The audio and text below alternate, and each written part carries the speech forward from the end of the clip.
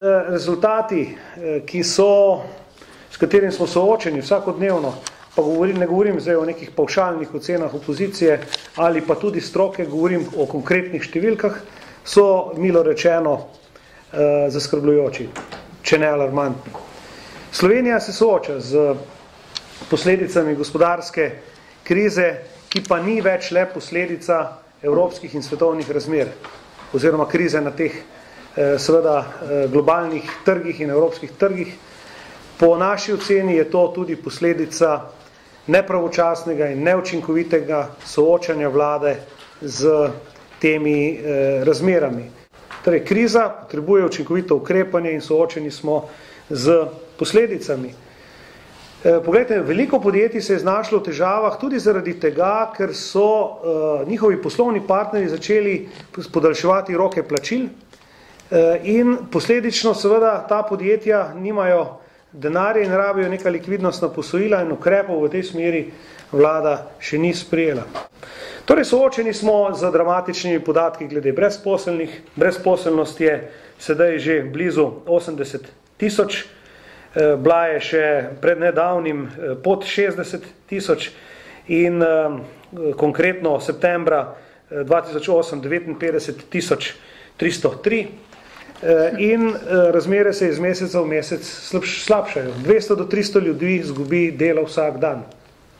In zato želimo seveda tudi kot opozicijska stranka, kateri je bilo zavrnjeno sodelovanje v nekem partnerstvu, kako rešiti probleme te krize za ljudi, želimo pravzaprav z neko diskusijo in parlament je mesto za to diskusijo, najti s pomočjo vlade tudi ustrezne rešitve.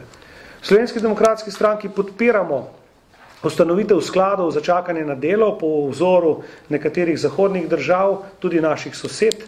To so skladi, ki na nek način onemogočajo direkten prehod ljudi v brezposelnost, ampak so zaradi nekega hipne izgube delodajalca pri poslu pač brez dela.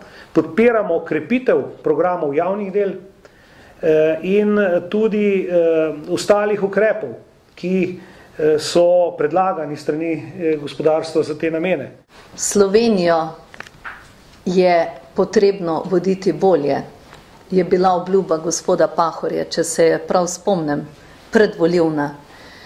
In danes, ko števec brezposelnosti se vrti z neobvladljivo hitrostjo, me res srce boli. Na drugi strani pa so ukrepi vlade res kot blažev žegen na to situacijo, ki je danes.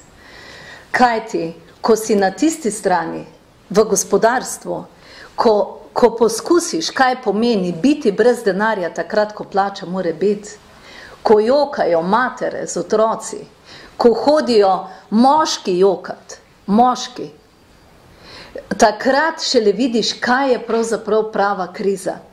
Kaj ponuditi ljudem? Kaj mu odgovoriti z ozirom na to, da je jutri brez delovnega mesta?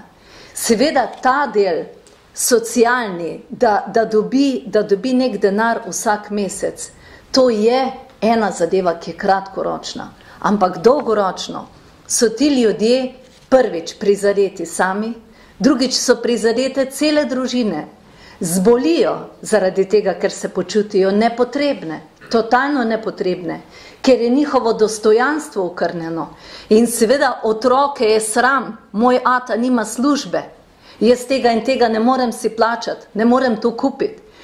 In kaj bi jaz pričakovala sama najprej, ko gledam to z očmi gospodarstvenika, da je potrebno snovati nove priložnosti za delo.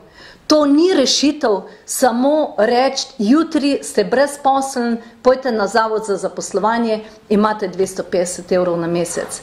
To je samo en segment, ampak vzpostavljati pogoje, da bodo tisti, ki si vsaj delno upali iti v podjetništvo, da si bodo upali odpreti SP-je, zato ker ljudje dobijo ideje za delo, brez skrbi in marsikaterih poklicev še vedno manjka. To je problem pri nas. Samo če človek vidi, da kamorkoli pride, karkoli vpraša, ga pošljajo k drugim vratom, to je en problem. Drug problem je pa ta, da mora takoj začeti plačevati prispevke. In predstavljate si človeka, ki je itak čist, ki ga je strah pravzaprav vsega, zdaj naj že prvi mesec plače recimo 300 € prispevkov.